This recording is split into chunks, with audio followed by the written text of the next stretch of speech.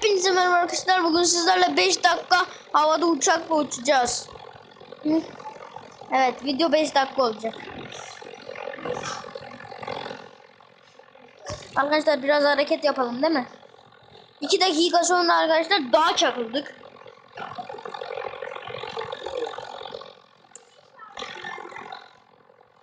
Yürü yetiş. Oha, havada uçakla drift çekiyorum Enes. Arkadaşlar kalk. Enes de çektik bir de bunu arkadaşlar, onu da izlemeyi unutmayın. Tamam, güzel.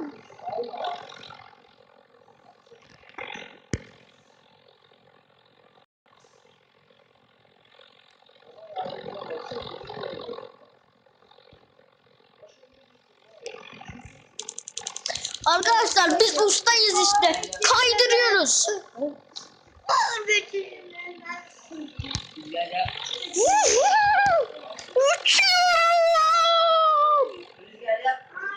Arkadaşlar kardeşimin kanalı yalnız.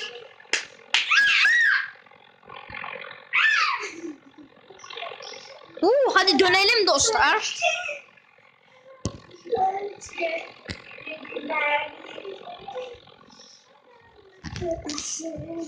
Arkadaşlar 3 dakikaya gelsin, ondan sonra arabayla gideceğiz yerde.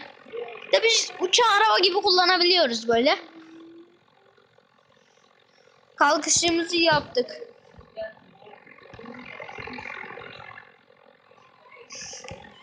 Havaya kalktık.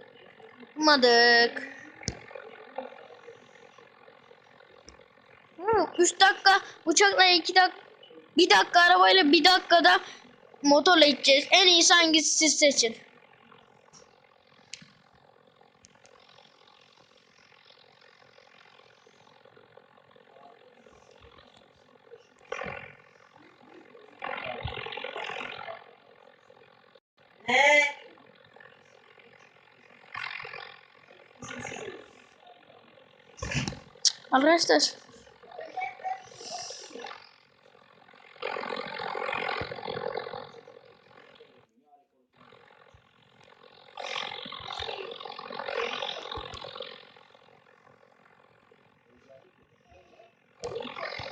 Arkadaşlar şimdi gidip uçağımızı park edelim.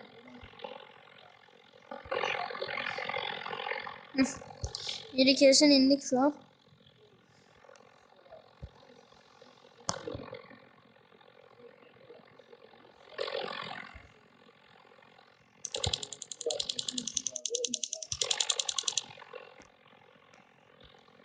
Geri. 3 dakika oldu. İn. Arkadaşlar şimdi arabayla gideceğiz. Push. 1 dakika. 1 dakikada arabayla gezelim. Uçalım ama. Arabayla da uçtuk gördüğünüz gibi. Stand yaptım. Araba havada döndü, geri düz oturdu.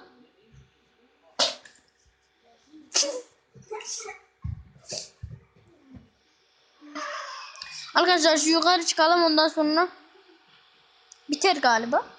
1 dakika hızlı geçer.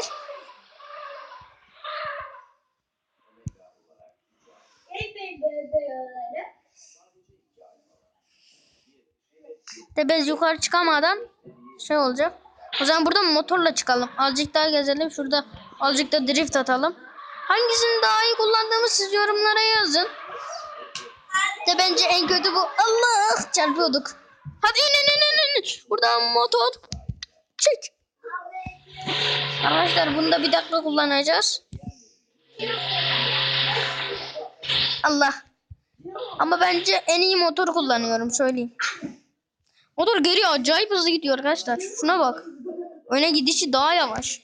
Şimdi yukarı çıkacağız.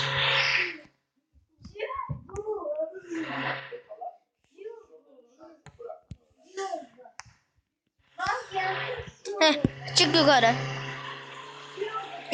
Çık. İn. Allah, inmesen daha iyiydi de stunt. Gene stunt. Arkadaşlar birazdan videoyu sonlandıracağım.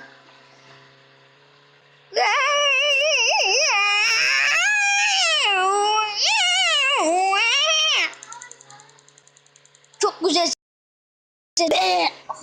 Arkadaşlar boğazım çok acıdı.